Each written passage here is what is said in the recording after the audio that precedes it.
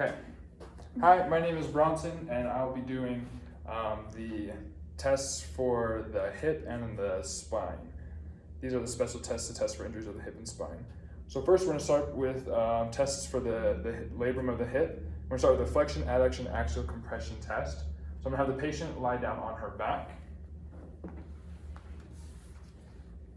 And then I'm going to bring her leg passively into 90-degree hip flexion and 90-degree knee flexion. So it's flexion, adduction. So I'm going to push it slightly into adduction and then axial compression. So I'm going to apply compression from up above to do the test. And then so what we're looking for there is reproduction of the symptoms that she came in with. And associated pathology is with the labrum. Next, we have a flexion, adduction, internal rotation test. So it's kind of a similar test. I'll go on this side so you can see it. So we're going to bring it up to 90-degree hip flexion, 90-degree knee flexion, slight adduction, but then we're going to bring it into internal rotation. Same thing, positive test is reproduction of the symptoms. Associated pathology is with the labrum as well. Next, we're going to do the hip scour test. So for this one, I'm going to bring her hip and knee into flexion until I feel resistance, into flexion and adduction. And then I'm going to apply this pressure in flexion and just bring her into an arc, into abduction. And I'm going to do that 2 times, 2 full arcs. And if there's no pain, then I can repeat that test with long bone compression of the femur.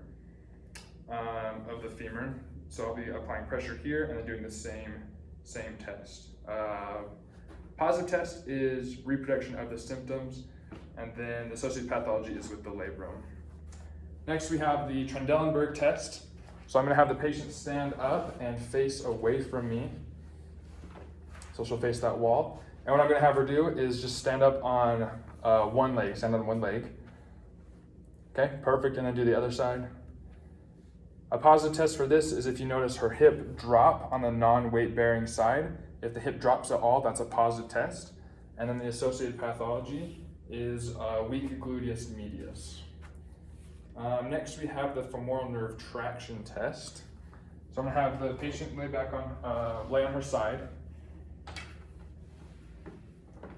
Okay, so she's laying on her right side. Then the left side is the side that has potential issues. And so for this test, I'm going to passively, with her bottom leg knee bent and hip flexed slightly, I'm going to bring this leg up into full extension and slight abduction. And then I'm going to bring it back, and when it gets to about 15 degrees, I'm going to have her bend her knee. Just like that. Okay, a positive test for this is reproduction of symptoms, and then the associated pathology is with the femoral nerve.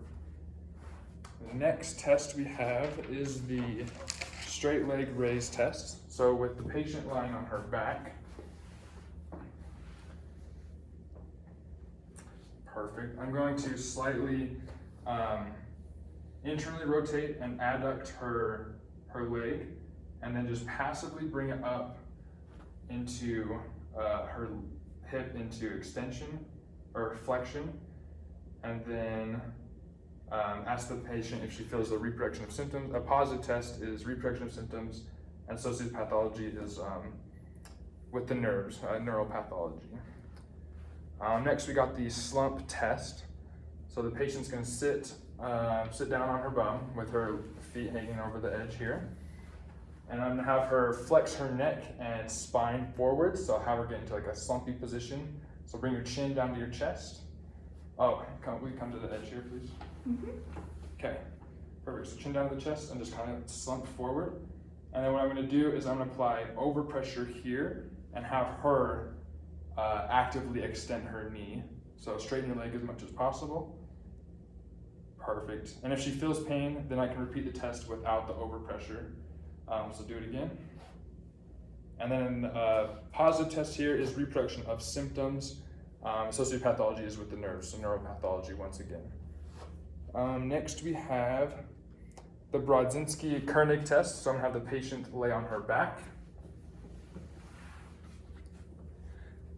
And so with her laying on her back here, I'm just going to have her flex her neck forward, so bring her chin to her chest, and at the same time raise one of her legs, keeping it as straight as possible. Okay, perfect, and then do the other side.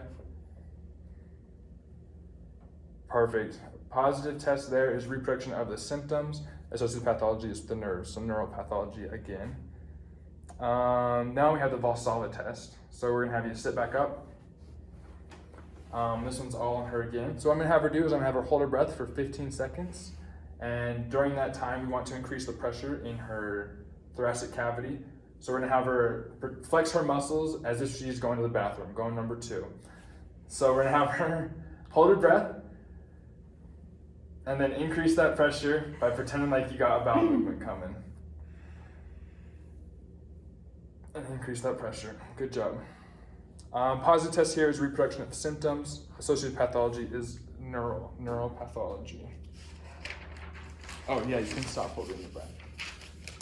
Okay, next we're gonna look at SI dysfunction. So we're gonna do the SI compression test. So we're gonna have the patient lay on her back again. So with the patient supine, I'm gonna come over here.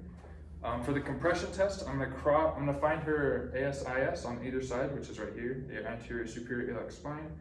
I'm gonna cross my hands and push apart, push laterally. What this does is this compresses the SI joint, sacroiliac joint in the back. So that's the compression test. Positive test is pain. Do you feel any pain? Okay, and then the associated pathology is with the SI joint, SI dysfunction. So that was the compression test. The distraction test is the opposite. So again, at the ASIS on either side, I'm now going to distract the SI joint by compressing inwards,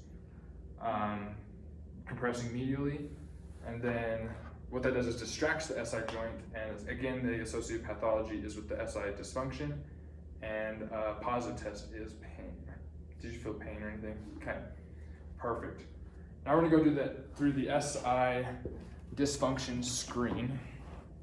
So here, I'm gonna have the patient sit up on the table and face the wall away from me. So what I'm gonna do here is I'm gonna find the top of her iliac crest. So the top of her hip bones right there, which is right here. And what I'm doing is I'm gonna put my thumbs there and compare each side to each other. A positive test here is if it's not level, if one side was higher than the other or lower, then that would be a positive test. Associated pathology is with the SI joint. Next step here is we're gonna find the PSIS, posterior superior iliac spine, which is going to be right here. Right here, so a PSIS on either side. What I'm doing here is I'm also gonna check for the levelness if one of them is higher or lower than the other, and that's a positive test for SI joint dysfunction. Next, from this position, is I'm gonna have her lift her knee up off the table, one at a time, and I'm gonna try and follow the PSIS as it rotates. Let's do it again. Okay, perfect. And then the other side. Okay. So normal function is the PSIS should slightly rotate downwards. If either one of them rotates up when she does that motion, then that's a positive test, positive indication for SI dysfunction. So next from here, so I'm gonna have, so with both thumbs on her PSIS on either side, now I'm just gonna have her bend at the waist. So just lean forward as much as you can at the waist. Okay, perfect, you're good. Normal function is for the PSIS in that case to rotate forwards or up, which it did. If either one rotates down, then that is a positive test, positive indication for SI dysfunction. Last part of the SI screen is I'm gonna have the patient come over on this side and stand up facing sideways. From here, I'm looking for the PSIS, which is here, and then the ASIS, which is here. So normal function here is they should be relatively level. There is a slight slant from the PSIS. The PSIS is slightly higher than the ASIS. A positive test for this would be if it was a large slant. There's a pretty drastic difference there. And you can check each side. Again, associated pathology there is with the SI joint.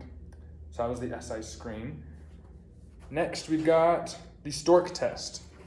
So with the patient standing up, I'm gonna have her stand on one leg and then just like lean back as much as you can. We want her to extend her back. A positive test for the STORT test, okay, you're good. Positive test for that is reproduction of the symptoms that she came in with.